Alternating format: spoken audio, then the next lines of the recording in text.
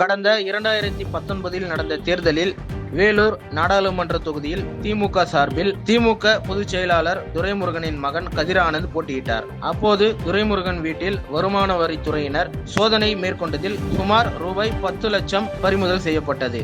மேலும் அவருக்கு நெருக்கமானவர்கள் வீடுகளிலும் சோதனை மேற்கொண்ட போது துரைமுருகனுக்கு நெருக்கமான பூஞ்சோலை சீனிவாசன், தாமோதரன் என்பவர் சிமெண்ட் கிடங்கில் சோதனை செய்ததில் 11.55 கோடி ரூபாயை பறிமுதல் செய்தனர். இது தொடர்பாக காட்பாடி காவல்துறையினர் வழக்கு பதிவு செய்திருந்த நிலையில் இது தொடர்பான வழக்கு வேலூர் நீதிமன்றத்தில் நடைபெற்று வருகிறது. இந்த வழக்கில் வேலூர் MP கதிரானந்த் மற்றும் பூஞ்சோலை சீனிவாசன், தாமோதரன் ஆகியோர் இன்று வேலூர் நீதித்துறை நடுவர் நீதிமன்றம் ஒன்றில் ஆஜராகினர். இதில் வாக்காளர்களுக்கு பணம் விநியோகம் செய்வதற்காக 11.55 லட்சம் பதுக்கி வைக்கப்பட்டதாக தேர்தல் கமிஷன் 2019 தேர்தலில் கதிரானந்த் போட்டியிட இருந்த வேலூர் தொகுதி தேர்தலை மட்டும் ரத்து செய்தது. பின்பு 2 மாதங்கள் கழித்து தேர்தல் நடத்தப்பட்டது. அதிலும் கதிரானந்த் போட்டியிட்டு வெற்றி பெற்றார் என்பது குறிப்பிடத்தக்கது.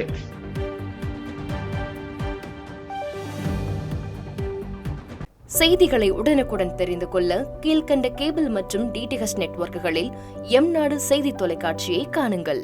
பாதகம் செய்பவரை கண்டால் நாம் பயம் கொள்ளலாகாது பாப்பா. மோதி மிதித்துவிடு பாப்பா, அவர் முகத்தில் உமிழ்ந்துவிடு பாப்பா.